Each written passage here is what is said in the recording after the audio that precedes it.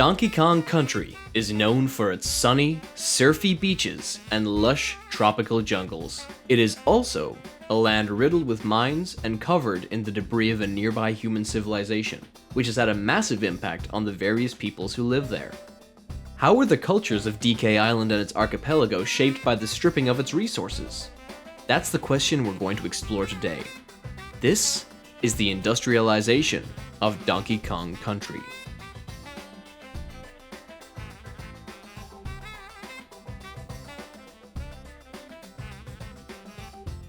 Warning, spoilers for Donkey Kong Bananza are ahead, and I strongly recommend experiencing this game for yourself firsthand.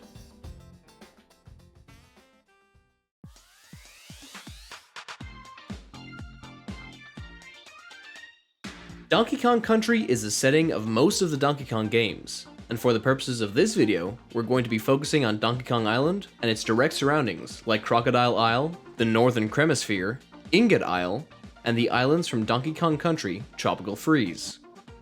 I'd like to start this all off by clarifying where exactly these areas are, as I've seen a lot of confusion from fans after Donkey Kong Bananza. It's been established that all of the islands mentioned are actually in close proximity to one another, and lie to the south of the Metro Kingdom, where the human-populated New Donk City spans. New Donk City is the setting of the Donkey Kong arcade game. It's a New York-inspired city where Mario and Luigi used to live, and where Pauline is from. The city is known for its rich music festival culture, its neon lights, and its use of power moon energy, which is provided by the city's power plant. Locals are accustomed to new developments and construction work, which results in the red steel girders, cranes, pipes, and power lines scattered throughout the city. According to Super Mario Odyssey director Kenta Motakura, from the very beginning, Donkey Kong and the city have been depicted together. There was always a connection of sorts between Donkey Kong and the city. Motakura went on to become Donkey Kong Bananza's producer, and took this one step further, saying that Donkey Kong's world is one inhabited both by humans and by Kongs. In Donkey Konga 2, DK and friends can see what is probably New Donk City from the shores of Donkey Kong Island, with Cranky Kong encouraging them to travel there to become musicians and get some bongo practice, because frankly, DK and Diddy are both terrible at it. When DK gets there, we can see that the city definitely has a focus on music, and the iconic red girders New Donk City is known for. The city and DK Island are also connected by boat in Game Boy Donkey Kong, and by Zeppelin in Donkey Kong Land, with the Kremling crew invading the city in the latter. This all suggests that the Metro Kingdom and Donkey Kong Country are basically a few miles away from each other, at least as the squawks flies. So when they aren't trying to make some money from busking, how does the relatively relaxed banana smoothie drinking lifestyle of Donkey Kong and his friends gel with a bustling city right at their doorstep? Well, we can start to get an idea with Donkey Kong Bananza's mining island of Ingot Isle. Ingot Isle is stated to be off the shores of DK Island. This is of course corroborated by the layer map, showing DK Island is right beside the Ingot Isle cave-in. But looking across the water from Ingot Isle reveals that it is also right by New Donk City. As a result of this, Ingot Isle is chock full of influence from the nearby human civilization. Baboom Town is full of typical New Donk construction red girders and cranes, indicating it may have been set up or funded by New Donk. In fact, we see signs for the New Donk Mining Company in New Donk City, and crates and barrels labeled for New Donk City all over Ingot Isle. The cargo of these crates looks to be the spoils of the Banandium gold rush that these prospecting primates are digging through. Perhaps New Donk is interested in moving from power moon energy to Banandium gem energy? At the very least, they have to have some sort of trade deal. All of the neon signage here in Baboom Town is also typical of New Donk, and even uses English lettering, despite the local prospector monkeys seemingly speaking in their own language made up of ooks. We also see plenty of other rundown city staples, infrastructure, and trash. There are broken drink machines that the prospectors appear to be waiting for HQ to fix. And just like those found in New Donk and Odyssey, there's even some rats. Ugh. Now, let's take a quick detour to address a claim that I've seen floating around about New Donk City's location. Here's one final warning, as this next part does contain spoilers for the final boss and ending of Donkey Kong Bananza. When DK and Pauline reach the Heart of Gold and claim the Banandium root, It begins drilling on the opposite side of the layer map to where they entered the planet core, and eventually they emerge in New Donk City.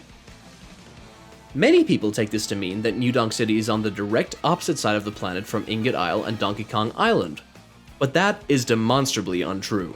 Not only is New Donk City visible from Donkey Kong Island and Ingot Isle, as I've already mentioned, but Void Kong's All Mine remote got blasted from New Donk City after DK and Pauline defeated K. Rool, King of Rot, at City Hall. A prospector monkey states it actually landed on Ingot Isle and broke. He also states that the green sparkle created in the sky when K. Rool was spoiled again was visible from the Ingot Isle cave-in, clearly painting the picture that it's nearby.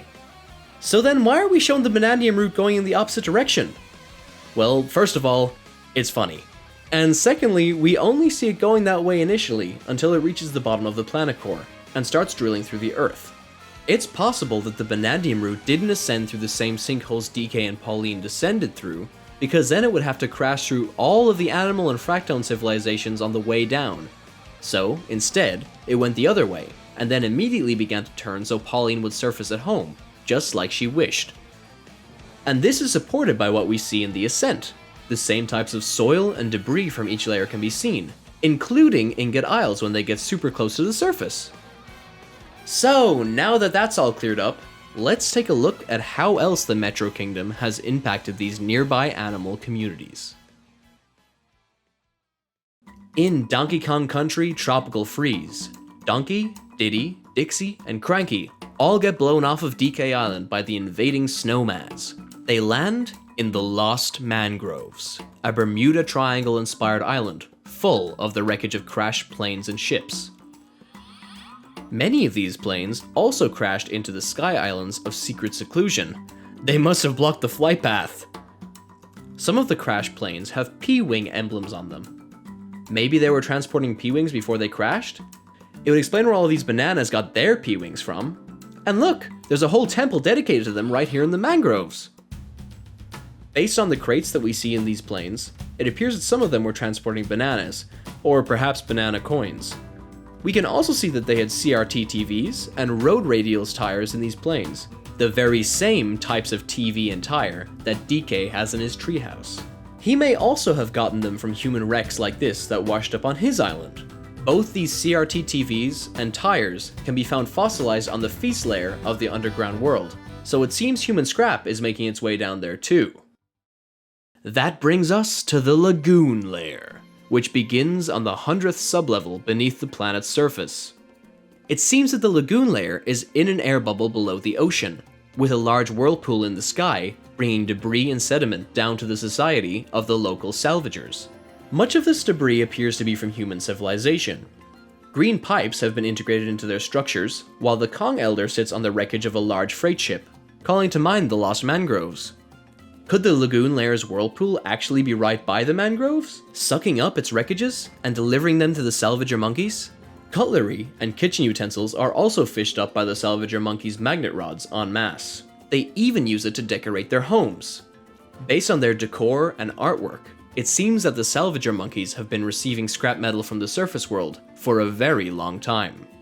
The Kong Elder was even the best salvager in the underground world in his youth. Do you notice how the bridges, the houses, even the stores, they're all made out of junk? I bet the monkeys here could make anything out of anything. Like a concert hall made out of lost shoes, or a banana restaurant made out of tires and bent spoons. Okay, well maybe that's asking too much. But when life gives those monkeys trash, they turn it into treasure. I like that. Similarly, the racing layer repurposes machinery from Ingot Isle that got blown way into the mantle of the planet after Void Company used the pay dirt pile driver to push the mining community underground. Diddy Kong, Dixie Kong, and a banana bunch of the prospector monkeys decide to turn the layer into a Ramby racecourse, integrating the steel girders and neon signs into its design. The racing layer shows the ingenuity these animal communities have for reworking human scrap to suit their needs. But the residents of the Lagoon layer and racing layer are far from the only salvagers we see. Returning to the surface world, Donkey Kong Country's resident surfer, tinkerer, and mechanic, Funky Kong, also makes use of whatever junk he can get his hands on to create his inventions.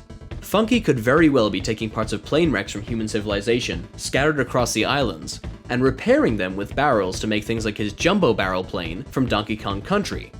In fact, one of the planes that crashed into Los Mangroves has Funky Kong's emblem on it, suggesting that it's one of his creations.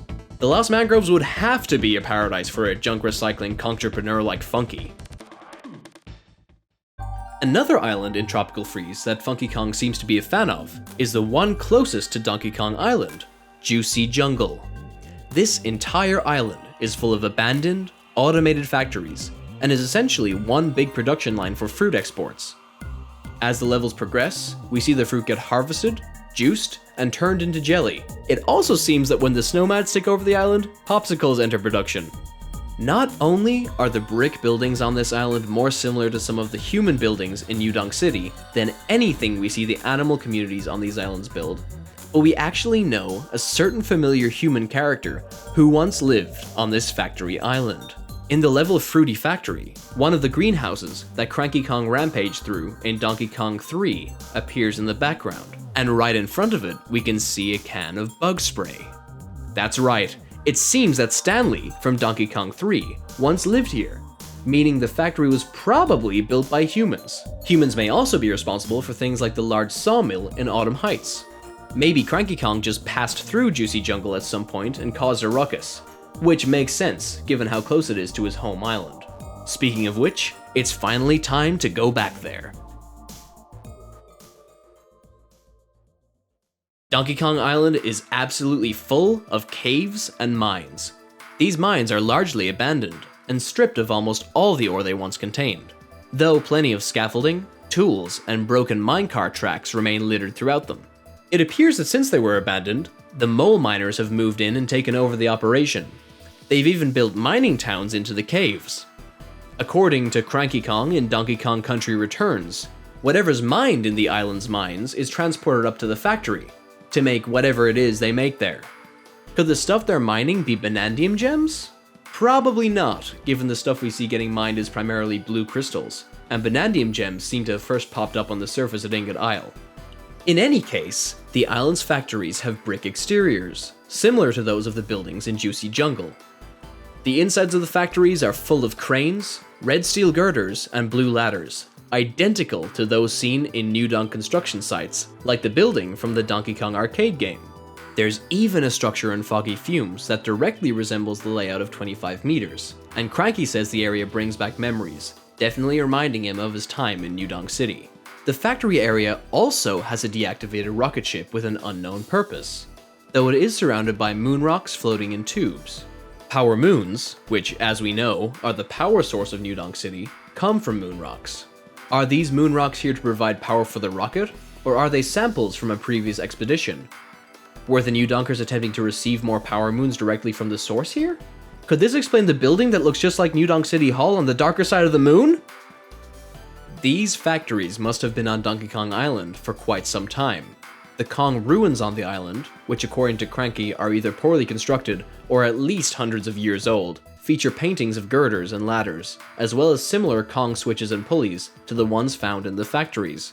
There are even road radials tires, just like those found around Donkey Kong's treehouse and in the factories and mines on Donkey Kong Island.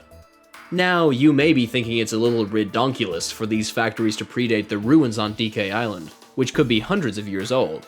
After all, that's a long time ago for these modern-looking factories to have been built, especially when they continue to function. However, these red steel-based machines are also found in the abandoned factory that's now known as the Steam Gardens in the Wooded Kingdom, and they have been operating on their own since ancient times. Heck, these yellow steam-spouting machines in the factory's Music Madness even sort of resemble the Steam Gardeners. Whatever these factories were originally constructed for, it seems that nowadays, the locals of Donkey Kong Island find a use for them. As the factory's rocket contains a rocket barrel, perhaps Donkey's company DK Boosters, which apparently produces them, started out using the factory's tech. Colonel Pluck appears to be creating robotics like the wind-up Buckbots, which are somewhat similar to the monkey robots Donkey Kong created during his time at the Mario Toy Company, and the toy Kremlings produced in Frantic Factory. It also seems likely that the Kremlings used DK Island's factory as a basis for their own factories, such as Kremkrock Industries Incorporated. This factory, and others like it across the islands, such as Mechanos and Frantic Factory, are their crowning industrial achievements. But they explicitly do not adhere to safety regulations. They appear to have been built by Kremco. It seems that they just used junk left behind by the humans in their construction, like oil drums resembling the ones from New Donk, and the aforementioned tires. In fact, it seems somewhat questionable that the Kremling crew were responsible for inventing most of the technology they use. Looking at the Kremling homeland of Crocodile Isle, it does not appear to be particularly technologically advanced. Most of the locals are pirates, and their island is surrounded by wooden galleys and shipwrecks, though the island's port, Krem Key, has fallen out of use and become a swamp. The populace is treated poorly by King K. Rool, and is largely uneducated, failing Wrinkly Kong's math questions in the Kong College. Even the non-pirate Kremlings in Super Mario Sluggers and Donkey Kong Bananza speak in a pirate-like manner, with poor grammar. The most technologically advanced parts of the island are Crazy Kremland, a rundown amusement park with rides in dire need of repairs, and King K. Rool's airship, the Flying Croc. The army gear they use in Donkey Kong Country and Donkey Kong 64 also doesn't seem to mesh with the level of technology we see from them on their home turf. Could they have received these uniforms from somewhere else? Perhaps, until relatively recently, the Kremlings were exclusively a society of pirates, claiming treasures from the surrounding islands on their ships, and returning them to their treasure hoard in the Crocodile Core. Until they were roped into a conflict bigger than them, and got access to technology far more advanced than their own.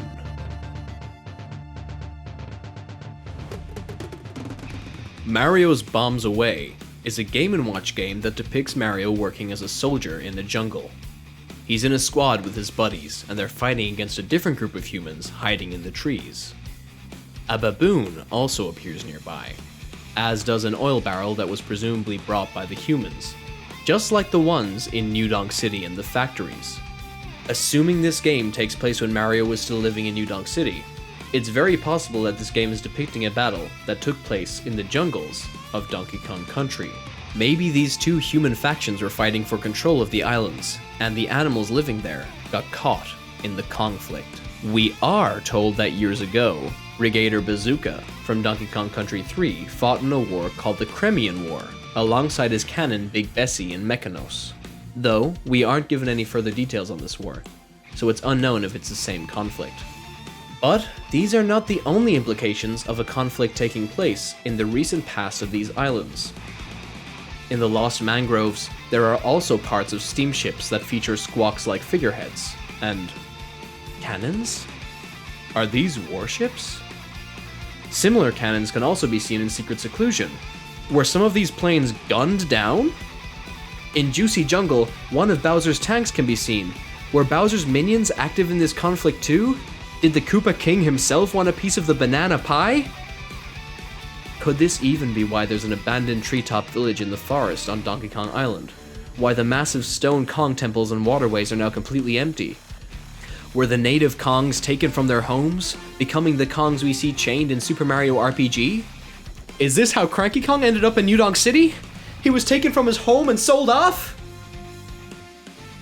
If all of this points to a war happening across these islands, then perhaps, after this war, the Kremlings came along and took whatever human weapons were left behind, assuming they weren't directly involved. It might even explain Funky Kong's armories in Donkey Kong 64, or why Chaos, K. Rool's robot from Donkey Kong Country 3, has a human-like head beneath its helmet. K. Rool apparently used his wife's best pots and pans to make him, but he could have absolutely been inspired by human technology. So what is the full story here? Let's try to create an order of events to see the effect that New Donk City had on its surroundings. Expanding out from New Donk City, the humans begin their industrialization efforts across what in their eyes are uninhabited islands south of their kingdom. These islands are mainly the territories of a Kong civilization, but Crocodile Isle is also a home to a community of Kremling pirates. The humans begin mining all of the resources of Donkey Kong Island, and start building factories across the islands, with a sawmill in Autumn Heights, a jelly factory in Juicy Jungle, and several industrial factories in the upper reaches of DK Island. Fruits, like bananas, and likely mining materials are exported from the islands and sent back to the city, with the latter getting used in construction efforts. The Kongs begin taking inspiration from the human mines and factories. They add junk from these structures, like tires, to their temples, and adorn the walls with paintings of them. Planes and freight ships begin crashing in the lost mangroves, with scrap from them getting washed down to the Lagoon layer, where the local salvagers make use of it. Certain pieces of scrap, like televisions and tires, make their way down to the feast layer, where they become fossilized. The humans build a rocket in their facility on Donkey Kong Island for an expedition to the moon to collect moon rocks, another form of the city's power source. Then, a war breaks out across the islands between two human factions. Several other parties become involved, such as the Bears of the Northern Cremisphere and Bowser's minions. Warships are deployed and crash in the lost mangroves. The Kongs take the cannons left behind by the humans and add them to the floating islands of secret seclusion, using them to defend their homes. Several Kongs are kidnapped from Donkey Kong Island, leaving the temples and villages empty. Some are taken to the Mushroom Kingdom in chains, while others are taken to New Donk City. The orangutan Manky Kongs betray the other Kongs, becoming the rejects they're now known as. After the war, most of the humans clear out of Donkey Kong Island, though some like Stanley remain at their factories in the archipelago. One of the Kongs, who was taken to New Donk City, Cranky Kong, ends up in the circus. He's bought by Mario before eventually escaping back to his home and having Donkey Kong Jr. with his wife Wrinkly Kong. Meanwhile, the Kremlings make use of whatever human technology they come across, such as remaining army gear, and are inspired to build their own hazardous theme park and factories based on their glimpses at human civilization. The rotten Kremling leader King K. Rool sets his sight on conquering the islands, and eventually the world, for himself. The mole miners set themselves up in the caves and mines of DK Island, and begin mining what little ore remains. Years later, the scrap from all the human wreckage still covers the islands, but starts to be repurposed by the Kongs as well. Funky Kong begins to build planes and shooters, while DK takes tires and his TV from human wreckage. As time goes on, the small Kong family and their animal friends that remain in Donkey Kong Country become famous figures in New Donk City, leading to a boom of businesses brandishing their likeness and a new appreciation of them from the humans who live there. The New Donk Mining Company sets up on the nearby Ingot Isle, with a mining effort that relies on the labor of the prospector monkeys, who are provided tools and amenities from Baboom Town, which is constructed with the city's funding. The material mined by the monkeys is packaged in crates and barrels and shipped off to New Donk City. The one ambitious monkey starts his own mining company, and when he discovers the golden tendrils of the Banandium root, it becomes the most powerful mining operation in the world. The Donkey Kong games are about a gorilla that wears a tie, beating on baddies and bongos and eating bananas. While it may not seem obvious, beneath the surface, there's an undercurrent of man-made elements interacting with nature, down to the tie DK wears around his neck. This is what makes Donkey Kong Country so interesting. The Kong family might be preoccupied with stolen bananas, romps across the islands, and jamming in the jungle, but that doesn't stop the rest of the world from creeping in, just out of sight. If Cranky Kong's youthful excursions are any indication, the Kongs have a troubled history with their human neighbors. But his grandson has led them to a place of acceptance and adoration in the city. The humans once attempted to make Donkey Kong Country theirs. Now, Donkey Kong has taken the human world and made it his.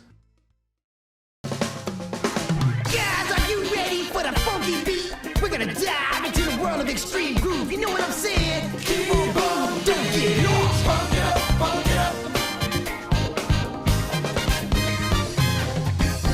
Keep on climbing.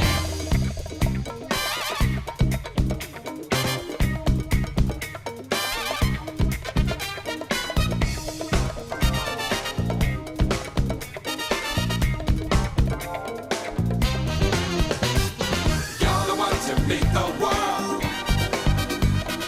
You're the only one.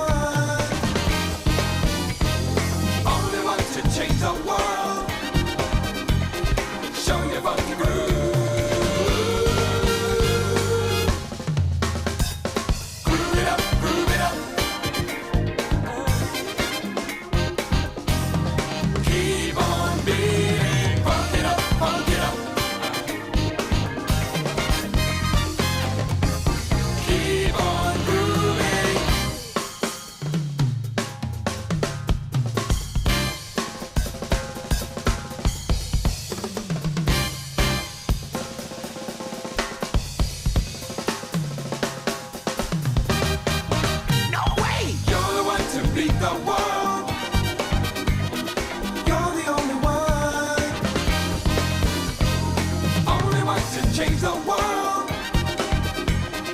Groove is up to you. You're the one to make the world. You're the only one to change the world.